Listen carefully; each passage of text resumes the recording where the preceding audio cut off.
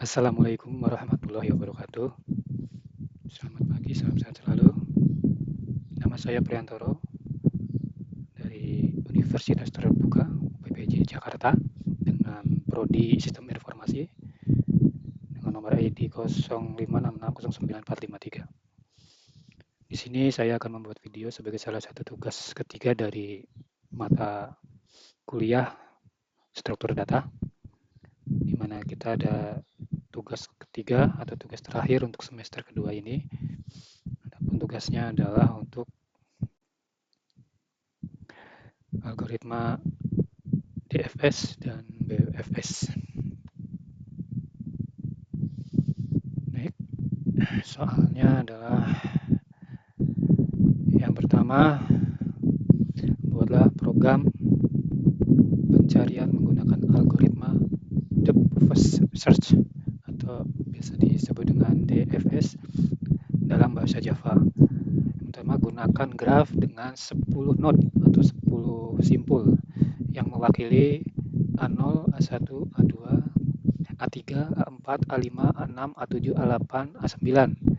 Tentukan sendiri nilai hubungan antar node-nya. Lakukan pencarian angka n pada graf tersebut dengan DFS. Tentukan tahap demi tahap proses pencarian dan gambarkan dengan rinci proses. Yang kedua, buatlah program pencarian menggunakan algoritma breadth first search atau yang biasa disingkat dengan BFS dalam bahasa Java. Gunakan graf dengan 10 node mewakili sama dari A0 sampai dengan A9. Kemudian tentukan sendiri nilai hubungan antar node-nya. Lakukan pencarian angka n pada graf tersebut dengan BFS. Jelaskan tahap demi tahap proses pencarian, gambarkan dengan rinci prosesnya.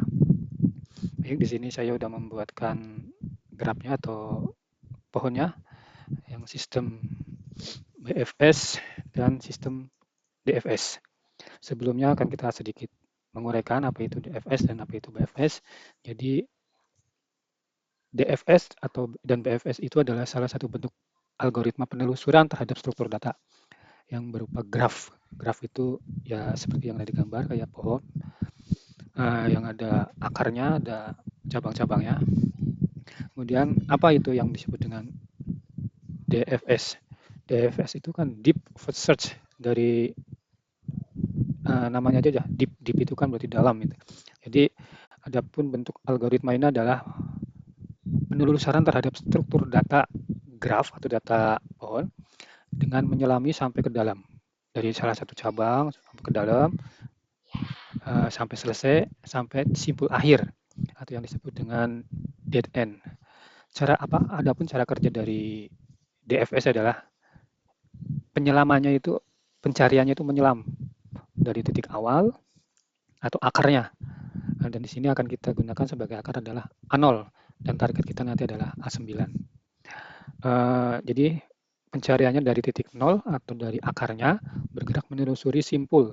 Simpul itu titik-titik atau node yang akan secara mendalam sampai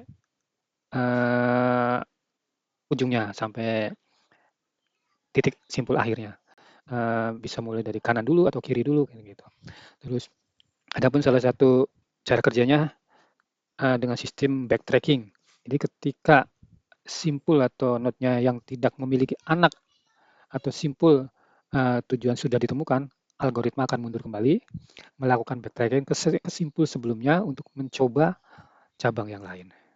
Dan adapun cara penyimpanan dari sistem DFS ini adalah menggunakan prinsip dari last in first out atau LIFO yang biasa diimplementasikan adalah menggunakan struktur stack atau tumpukan. Jadi yang paling atas akan yang diproses atau yang terakhir yang akan diproses karena last in first out.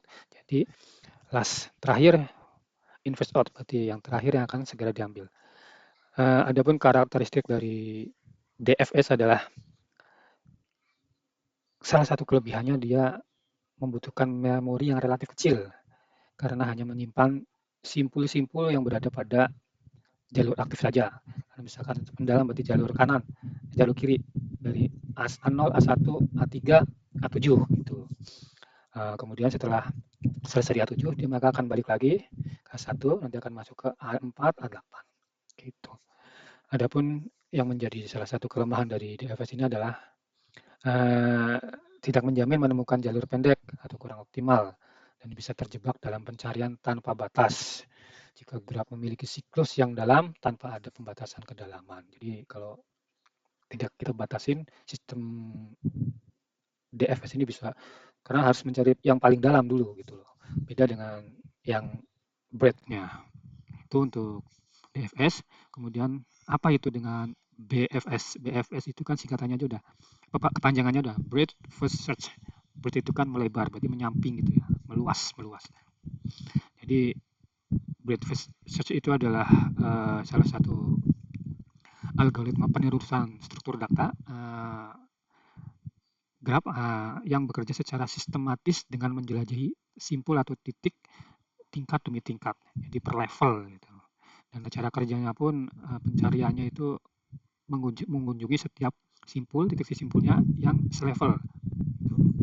Uh, Sebelum bergerak ke tingkat berikutnya, setelah ini selesai baru ke tingkat berikutnya, sampai dengan pencarian apa yang kita cari ketemu. Dan untuk struktur data yang kita gunakan untuk BFS adalah dengan sistem QW, data antrian. Jadi prinsipnya juga beda dengan DFS ya. Kalau dengan stack itu kan berarti dia dengan last in first out. Kalau dengan QW berarti kan antrian akan melalui antrian yang masuk dulu keluar dulu. Jadi first in first out gitu. Kalau bahasa itunya Vivo untuk melacak simpul itu dengan sistem first in out. Terus untuk mencegah perulangan siklus yang tak terbatas, setiap simpul yang setelah dikunjungi akan ditandai kalau di sistem ini. Adapun karakteristik dari BFS yaitu sangat baik untuk menemukan jalur terpendek karena dia kan per level. Kalau di level ini udah ketemu target kita. Algoritma ini tidak akan terjebak dalam jalan buntu dan setelah menemukan solusi dia akan selesai gitu. Tapi ada salah satu kelemahan dari sistem ini karena sistem ini membutuhkan memori yang cukup besar. Hal ini karena seluruh simpul pada satu tingkat ataupun level harus disimpan dulu ke QA, ke antrian, sebelum algoritma bisa menyelesaikan dari level itu, dia tidak akan melanjutkan ke level berikutnya. Jadi misalkan data kita yang besar gitu, maka satu level itu akan kita cari dulu. Setelah selesai baru. Karena dan satu level itu akan disimpan di dalam antrian. Nah, itu yang akan membutuhkan memori lebih besar. Beda kalau dengan sistem DFS kan dia mendalam, jadi dia nggak menyimpan, dia langsung memprosesnya. Mungkin itu saja untuk sekilas dari apa itu DFS dan apa itu BFS. Untuk selanjutnya kita akan membuat programnya. Dari nomor 1 kita akan buat dulu Deep First Search atau DFS dengan menggunakan graf 10 simpul atau 10 titik dari A0 sampai A9. Baik, saya akan menggunakan dengan Eclipse. Di sini saya sudah membuat foldernya, jadi sudah ada. Langsung aja kita akan mulai.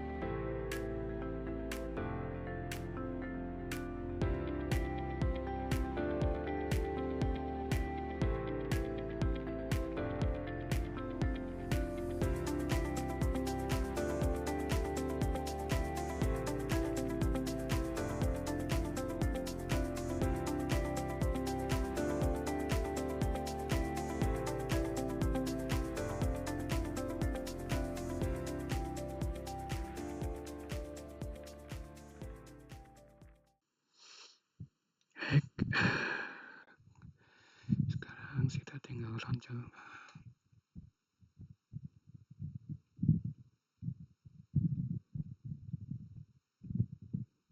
Oke.